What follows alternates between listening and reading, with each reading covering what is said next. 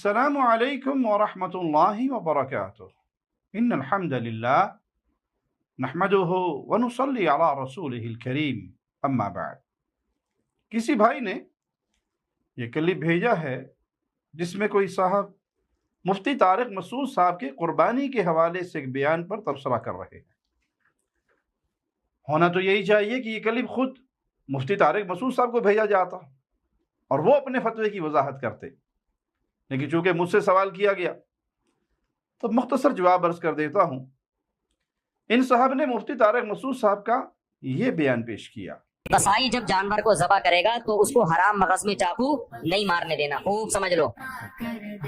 4 رگیں کٹیں، بس اس قصائی کو پکڑ لیں۔ 10 بندے گائے پر تھے تو 20 بندے قصائی پہ آ جائیں، اس کو روک کے رکھیں، اس کو خون نکلنے دیں آرام سے، ٹھیک ہے؟ ایک کام یہ۔ دوسری بات یہ، دیکھو جانور ذبح کرنے والے کا توحید پرست مسلمان ہونا ضروری ہے، توحید پرست۔ شرکیہ عقیدے والا اگر جانور ذبح کرے گا تو جانور کا گوشت حرام، قربانی بھی گئی آپ کی، گوشت بھی حرام۔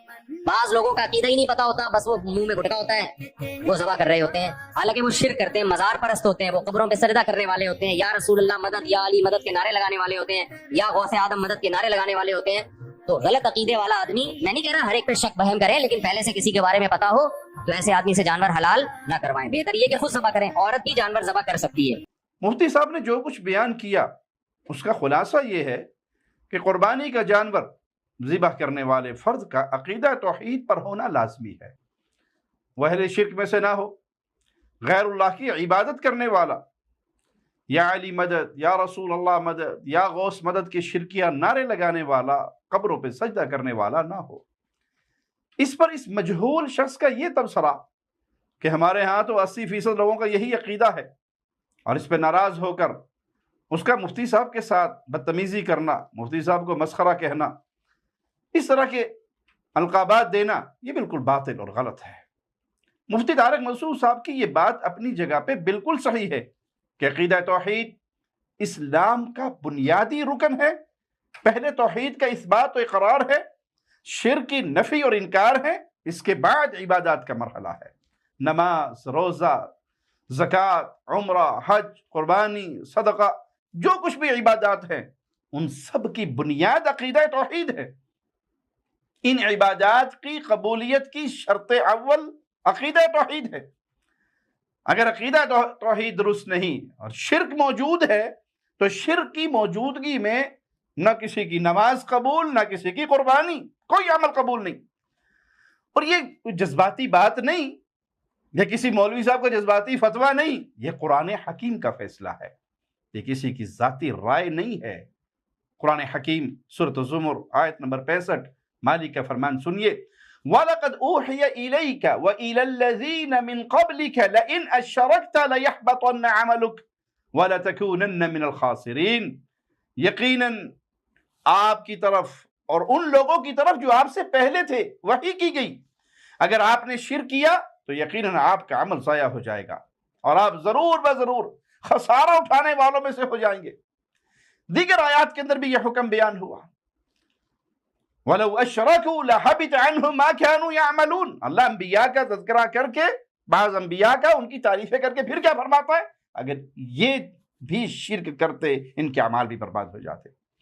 جیسے یا اللہ مدد اللہ سے دعا ہے اور دعا عبادت ہے، یا اللہ مدد کہنے والا رب کی عبادت کر رہا ہے، ایسے ہی یا رسول اللہ مدد، یا علی مدد، یا غوث مدد کی دعائیں پکاریں جو بلا شبہ غیر اللہ کی عبادت ہے، یہ آوازیں غیر اللہ کی عبادت ہے، شرکیہ پکار ہے۔ اور یہ فتویٰ ہمارا نہیں، یہ فیصلہ محمد الرسول اللہ صلی اللہ علیہ وسلم کا ہے۔ سنن ابی داؤد حدیث نمبر 1479، نعمان بن بشیر رضی اللہ عنہ وارضا روایت کرتے ہیں کہ رسول اللہ صلی اللہ علیہ وسلم نے فرمایا، الدعاء هو العبادہ، دعا عبادت ہی ہے۔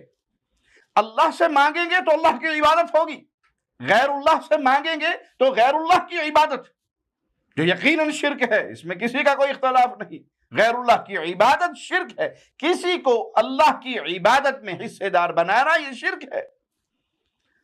رہا معاملہ 80 اور 90% کا تو یہ گھریلو مردم شماری ہے، جو مرضی کہہ لو، دعوے کر لو۔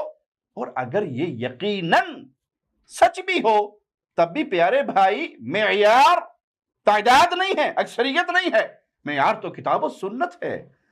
कुरान हकीम के मुताबिक, हदीस रसूल सल्लल्लाहु अलैहि वसल्लम के मुताबिक किसी का अमल व अकीदा होगा वो हक पर है, भले वो अकेला ही हो, वो अकेला ही उम्मत कहलाएगा, वो अकेला ही सिरात मुस्तकीम पे चलने वाला कहलाएगा। अक्सरियत मेयार नहीं है, मेयार सिर्फ किताब और सुन्नत है। अल्लाह से दुआ है अल्लाह हमें तौहीद के फहम पे बाकी रखे, इस तौहीद का दाई बना कर रखे, इस तौहीद की दावत देने वाला और आखिरी लम्हा तक क़ुलू ला इलाहा इल्लल्लाह का आवाज़ा लगाने वाला, और इसी रास्ते में शहादत की मौत पाके रब की जन्नतों का मेहमान बना दे। अक़ूलु क़ौली हाज़ा वस्तग़फ़िरुल्लाह ली व लकुम व लिसाइरिल मुस्लिमीन।